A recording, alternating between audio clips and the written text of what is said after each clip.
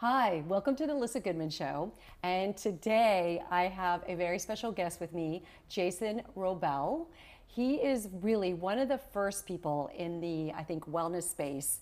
And he's also a master chef, but he uses superfoods and he's vegan and he's really has a way of putting these foods together so they look gorgeous and they taste delicious. This guy has been doing this for so long. I mean, there's so much that he does. He has a YouTube show that you absolutely have to watch because it's hysterical. You're a comedian. I think he's a comedian. Yeah. And then he has a show, How to Live to 100. He had a book that came out last year called Eternity. His whole goal is about getting you guys to live your best life and the longest life you can. Did I sum it up pretty well? That's a fantastic intro. Yeah, in a nutshell, in a macadamia nutshell. That's a tasty morsel. It's so good to see you, Alyssa. It's so good to have you. Really, I mean, I don't get to see you that often, right. But when I do see you and I pop up on YouTube and watch you, you really do make my day. Oh, like you're so because sweet. you're like the way you present things and how funny you are, and you make light of life. Like I just am curious, how do you do that? How do you do that day in and day out? Like. Well, I mean, first of all, the fact that I've brightened your day and can do that whenever you tune in, I appreciate that. It makes my heart feel good. And I always love connecting with you. When we do run into each other, right. It's always like, oh yeah, you're one of the tribe. Like there's a kinship because you're so full of life and love and laughter. Thank you. For me, you know, I think when I started my journey, especially focusing on this as a career, I realized that a lot of this information was so dry. It was so just like, and then you're going to get the phytonutrients from the chemicals when you break it down, and when you break the cell wall, and I'm like, oh my God, this is dreadful. So why don't we just make this fun? Like, God Almighty, right. it's and there's certain vitamins and there's you need. certain vitamins you need, and if you don't get enough B12, you'll have neurological. Oh my God, who wants to hear about this? So I just thought, how can I take my previous life, which was acting and comedy and performing, and somehow meld this with the wellness and the nutrition and the food and make it fun and have people laugh. Because we know psychologically when people are laughing, yes. they're more open to receiving and retaining information, right? Their fields are down, their shields are down. So my whole thing was, if I'm gonna do this, I'm gonna do this different than anybody else is doing it. And I wanna somehow merge the culinary with the comedy and make this just a rockin' good time. I mean, were you always in this health arena? I mean, you were doing the acting, the comedy. Did you get sick? Was there any reason why you went over into the healthy arena, or just? There's a few reasons. Way before this transitioned into a career, way before I went to culinary school, it was really out of my family's health issues. When I was 18 years old, my grandfather passed from cancer, and it was a really interesting seed that got planted. Because at 18, I mean, growing up in Detroit, Midwestern kid, you know, I'm eating everything imaginable, you know, flaming hot Cheetos, giant pizzas from Domino's, you know, tons of Coke and Red Bull. I mean, I was the typical American teenage boy. Like, I'm gonna live forever. What do I care at 18 years old? Exactly. But when my grandpa passed, it really planted the seed of looking at my entire family's health and then eventually my own. And I thought, that's not the road I wanna head down. Right. That's not the road I want to head down. So over the course of 3 years, I transitioned from like a standard American, like I was a junk fooditarian. I was like the more processed. Junk fooditarian. Oh, absolutely. I've never heard that term. Is that such a term? It is now. Okay, because it's beyond standard American. It's like I'm gonna go out of my way to just punish my body with the worst food because it's like, oh, I can take it. Yeah. So I went from junk fooditarian to, at age 21, standing in my mom's kitchen, and I remember there's this moment like, Mom, I have to tell you something, and she's like, I think he's gonna come out to me. Like, what's gonna happen right now? Like, the look on her face is like, what are you gonna tell me? Right. I said, I think I'm vegan now. And she looked at me, she's like, okay, I just wanna make sure you do it the healthy way. So it's coming up on 20 years that I've been eating plant-based and being vegan now. Are you strictly vegan? Yeah. Okay. Yeah, since 1998. Okay. So it's been something. And did you do it the right way from the beginning? Did she help you, or did you just learn yourself? How'd you? Because that is a big issue these days. It is a big issue, and the whole thing was making sure that I got enough nutrients. I did it in a balanced way. So it was partially taking a lot of those old classic family recipes. I grew up in a Puerto Rican, Spanish, and Polish family, so a lot of dough and meat. A lot of dough and meat. Quite a combo. It was like. It was like you had to have personality in that household. Yeah, it was like plantains and pierogies. Like, what do I do with this? Yeah. So part of it was relearning how to make food and make it plant-based. but then making sure I get the B12 and the D3 and the omega-3s and do it in a healthy way. So it was a massive learning curve. And at that time, I mean, the internet was out, what, 3 years? There wasn't the glut of information and research we have now. So learning curve was steep, but I stuck with it because I felt good. And 2 decades later, I still feel great. Right. Yeah. Wow. I mean, that is really commendable at that early age to have that foresight, really, or the thinking of this is what I want to do and I want to do it the right way. Yeah. Instead of just doing the old, I was vegan when I was diagnosed with cancer, but I did carbs and soy and overdid all the stuff that really wasn't that great for me. Right. I wasn't, So what now, now with your career, where it's gone, are you still acting and doing the comedy stuff? I'm doing stand-up. Okay, yeah. you are So I resurrected the comedy thing last year. I've been gigging around LA. I had a gig 2 weeks ago at the Comedy Store, main stage of the Comedy Store, which was great. Yeah. Although it was during the World Series, which was tough, right? So it was like there The wasn't night that many of? people. Yeah, there wasn't that many people in the crowd, and when you're out there and you're like, everybody's watching the World Series, damn it. What do I do? And you're like, well, I'm just going to go for it. I'm going to swing even harder. So to me, it's a great outlet because I can talk about things other than food and nutrition. I mean, most people, all they want to do is like, hey, let's talk about, food all day long, which is great. But comedy to me is an outlet where I can let out, my weirder sides, my not so PC sides, the weirdness that goes on up here. So that's been great to get back into that, and it's I've been getting booked around the town, and it's been awesome. Yeah. So let's talk about that weird side. I want to know a little more about that. Okay. How does that filter into this whole food and nutrition and plant-based lifestyle? Yeah. How do you what do you do with all that? Okay. So I think for me, if I think about my natural personality, I've always been extremely rebellious. And not rebellious just for rebellion's sake, but rebellion with an intention.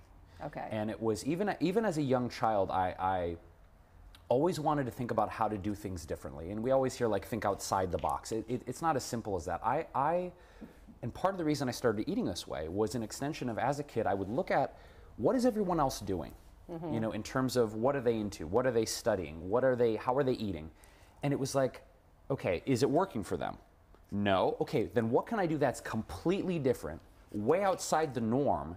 And so with the way that I eat, with the way that I kind of think, with my political views, with how I think about relationships, it's kind of this thread through of how can I think about things differently, unconventionally, and live my own best life, even if it flies in the face of what I've been raised, even if it flies in the face of what society tells us we should do. So I've always just had that inner rebelliousness, but doing it intentionally of I want to live my best life, even if nobody understands, even if people don't get why I do what I do. Right, right. So we'll have to come back and hear more details. Definitely got to get the details of this rebelliousness and how it fits in. I need more. I definitely need more from Jason. We'll be back in a few minutes, you guys.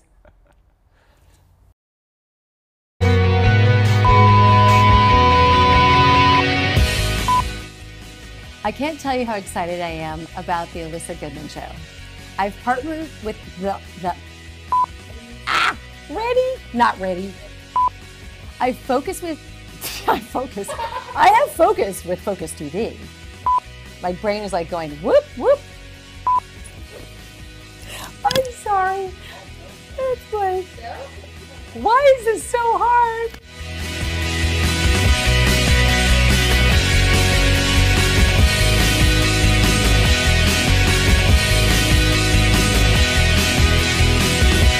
Hey, all you need is a private chef and some Botox and a stylist and you're good to go.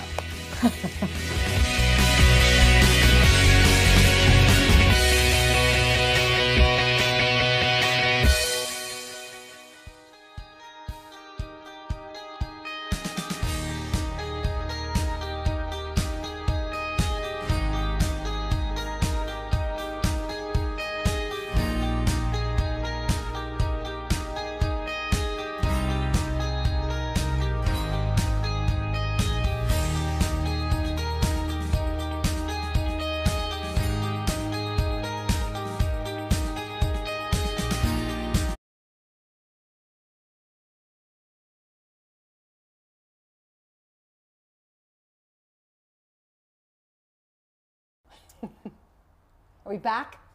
We're back. Andy. Okay, really good at this camera stuff. Really good on cue here. So back with Jason Wrobel, and we're gonna go dive deep into a little bit more about his rebelliousness, because I always was very much a rebellious teenager and adult, but I kind of had like a little bit more like handcuffs on growing up. Yeah. And I still try to like kind of get outside the box myself, think outside the box, but it's hard because I'm so conditioned. But what are you doing in terms of, what are you exploring right now? Yeah, that's a great question. I mean, other than obviously constantly experimenting with my health, it's this thing of I'm a constant experiment with trying new foods, trying new supplements, seeing what feels good in my body. That's one thing that's ongoing, right, is the physical experimentation. Is there anything in this particular moment that is really like highlighted in those areas? Yeah, I mean, supplements? I've been really just trying to optimize my hormone levels. Okay. Because I just turned 40. Yeah. And so there's an interesting transition as a man that I'm experiencing, which is my testosterone's going down. And that means, maybe a little less focus and kind of that primal, caveman libido, I'm going to take over the village and impregnate everybody feeling. Right. For lack of a better term. It's just that primal caveman energy, that drive that in my 20s and 30s was kind of a no-brainer. I didn't even focus on it. But in researching my book and doing the TV show, I really got into hormone health and how do we optimize, our feelings of libido? How do we optimize our energy? How do we, really crush it in the gym and get a good workout in? So the thing I've been really focusing on is things like intermittent fasting. Okay. And really increasing the HGH, the human growth hormone in my body as I'm aging. Really looking at... So you're feeling that really attaches to the hormones in terms of helping... I think HGH, we look at, youthful skin and vibrance and that libido and that verve, that energy that we have. So focusing really on the HGH, the testosterone boosting. I've been taking a lot of anabolic foods. 2 anabolic minerals that I've been concentrating on are magnesium and zinc. So I don't think a lot of people know about what anabolic means. Yeah, anabolic is really something that aids in muscle building, kind of this visceral hormonal response where we build lean muscle mass. Right. Again, in the 20s and 30s, we have a lot of kind of this anabolic response in the body. But I've just been eating a lot more protein, a lot more fat, magnesium, zinc. And as a vegan, yeah, what kind of proteins? Oh my God, so many things. Black beans, garbanzo beans, lentils, legumes, tempeh. I do like fermented soy products, which feel good in my body. Yeah. Broccoli and cauliflower, depending on the varietal, can be up to 40% protein. Right. Dark leafy greens have protein in them. Chia seeds, hemp seeds. Right. Flax seeds. I mean, it's kind of this myth of... So you're upping those, like the protein with all the vegan options. Absolutely, yeah. And so I've just been really adjusting as I go because, we know on a cellular level that every 7 years we are completely different on a cellular level. Our cells turn over. So I'm never really fixated on one thing. So that's one thing I'm always experimenting with. But even in terms of, meditation and mindfulness, I've been really getting into that a lot more the past few years of really getting my mind right and opening my heart and dealing with any childhood trauma that might be lingering. And as a result of that, I'm treating my relationships differently too, my intimate relationships. So one thing that I'm really exploring is whether, traditional monogamy really works. Because in the course of my relationships, it hasn't really worked out so well, if I'm being honest about it. I love this. And it's asking, what is the nature of love? Yeah. What does unconditional love really mean? Can we have a life partner but also maybe be open to exploring other people? What is the nature of commitment?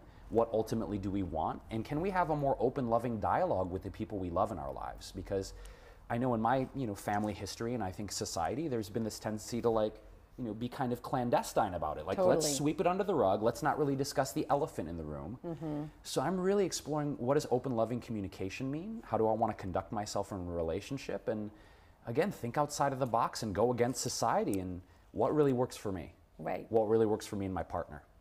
And how is all of that working for you? It's crazy and it's scary, honestly. It is. Because it's, because you're getting a little bit outside your comfort zone. I think you're pretty comfortable with this stuff. But, totally.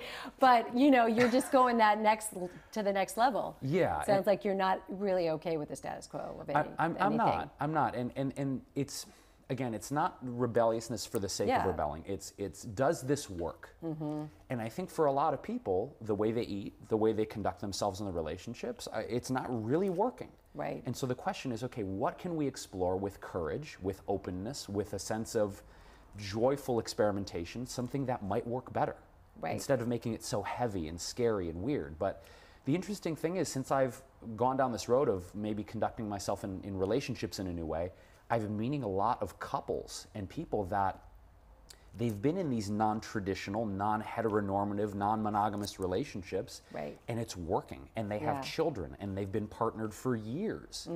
So those kind of people have just been kind of floating into my sphere, and I'm Right. learning from them. And yeah, I'm just constantly asking myself, Alyssa, like, what works for me? Yeah. And I've been, dating, and I'm very upfront with people. You know, the Right. women that I date, is like, Yeah. hey, I'm exploring something really non-traditional and a little bit strange, and if you're cool with that, like, let's dance. Let's see where this goes. And how are most of these women? Are they cool with it? Are they? It's a mixed bag. It's a bit kind of like with the vegan thing. They're like, Yeah. well, if you make food for me, I'm cool with it. It's like, oh, I got it. As long as I'm doing the one make, Right. cool. I get it. Exactly. It's a mixed bag. Right. I mean, it just depends. I think living in LA, naturally we find more open-minded people here, more True. creative people, alternative people, people into different things. So I think it's important to be upfront with what's important to Yeah. us when we meet someone new, and like, hey, here are the cards on the table. This is what I'm into. This is what I'm focused on. Does that jive? Right. Is that cool with you? Like authentic and just totally authentic and very honest. Yeah, I think that's important no So, matter what kind of lifestyle we yeah, have. Is right. hey, this is what's important to me. This is what's in my heart. Most of the time, it's been a positive response though, and Wow. it's curiosity I love too. it. Yeah, you know? totally. Yeah.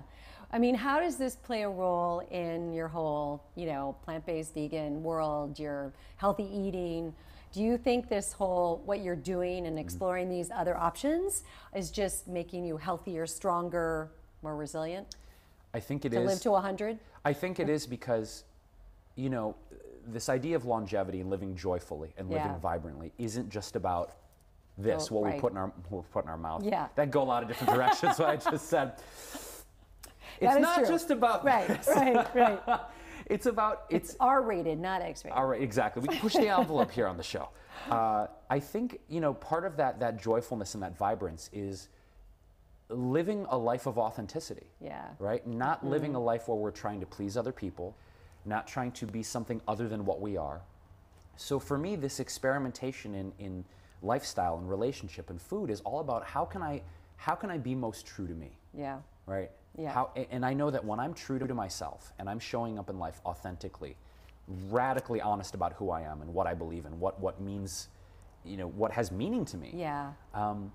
I show up better in my relationships because people can trust me. I trust myself. Exactly. And they know exactly what they're getting. There's nothing Right. being hidden. There's no hidden agenda. Right. So I think the more authentic we can be with how we live our lives, we're naturally going to want to live longer. Because Absolutely. there's nothing being constricted. There's nothing being hidden. There's nothing being subverted. We're just showing up. It's like, I am who I am. I'm either your Right. flavor of ice cream or I'm not. I'm So in take chocolate it or chip, leave baby, it. okay? Well, the other night I have to say I was at Salt and Straw, which I have actually never been into because I'm not an ice cream girl. On Larchmont. I know. Is there one on Larchmont? Yeah. 'Cause Different one? This was Venice. Oh, got it. So they Okay. have another. Okay. So I had the what was it? Sweet potato mashed with maple pecan Oh my ice cream. God. Oh my Oh God! God. It was like orgasmic. It was so good. I haven't had breakfast, everyone. I think you could maybe be one of those flavors. Like, could be the that. chocolate chip seems to really kind of not up your style because it's a little boring for you. Maybe something a little funkier. Right. A little funkier. So what does the future hold for you? I mean, I know you've got a lot going on, Yeah. but are there things that you want to do with all of this that you're not doing yet? Yeah, so a couple things that are three things that are going on. So I've been doing a lot of coaching recently, and that's been really exciting to really work one-on-one with people. So I really have two tracks that I coach people with. One is really optimizing their nutrition and their health and their vibrance through a plant-based lifestyle with meditation, with mindfulness, working on basically just optimizing their health on all levels. Okay. The other thing is helping wellpreneurs, those are entrepreneurs in the wellness field, launch their brands, monetize their brands, and get their message out into the world. So that's Okay. really the two types of coaching I do. That's been going really Wow. well. That's been fun. I bet. The other thing too is I'm really getting more into the comedy and the music. And that's the Okay. things that I was doing really before I started doing the chefing and the Right. nutrition. And like I said, getting out there doing the stand-up comedy. I'm doing music again. I have a show booked at the Sycamore Tavern for music on February 7th, Wednesday, February 7th. Wow. So what kind of music? What do you do? Like acoustic singer-songwriter, Okay. soulful stuff. Jeez. I mean, I grew What up. don't you do? I'm not a very good artist. If you ask me to That's the like only paint thing- okay, something, okay. I'm pretty bad. So Okay. don't ask me Okay. to do that. But in terms of the food, I actually Yeah. started writing my second TV series. Okay. So I've got a second TV series in the works. I'll give you a little hint of a preview. Yes. It's kind of like Pee-wee's Playhouse meets Bill Nye the Science Guy meets the Muppets. Oh my goodness. Oh God. That's all I can Can you put say. those together and figure out what that's all about? Yeah, Oh. I'm just gonna say it's a little hint, but so it's gonna be way weirder than the first TV Okay. series, and kind of like Welcome to Jason's Mind. Yeah. Hello, it's a strange place. Yeah. Welcome. So working That on is that, so been writing the treatments cool. for that. So there's a lot of Yeah. irons in the fire for 2018 Wow. and beyond. Yeah. Wow, I am like, I mean, just spending this little bit of time with you, I'm so honored to know you. And to Alyssa. hear, you know, you really do light up a room, and you really, I love the whole idea that you're exploring all these different avenues and just really being authentic with yourself, because I think that's what my show is about. I want to bring people on that really are game changers in the wellness arena, that are really authentic and really are honest about their struggle, their journey, and what they want to do with it. So you're really amazing. Thank you so much. So if you had to sum up your mission in one word, Wow, one word. Freedom. nice. Yeah. Nice. No one said that. No, that's beautiful. I mean, we all could use that sense of freedom, Yeah, right? And absolutely. that's just what you're doing with like being authentic and exploring all your different avenues. Thank you. Yeah. So- yeah, that's it. Freedom's the thing. So thank you for Thank you, being on the sweetheart. show. Always good to see you. Good to so see good you to see too. you. Do more of this, please. I Can we? will. Yeah.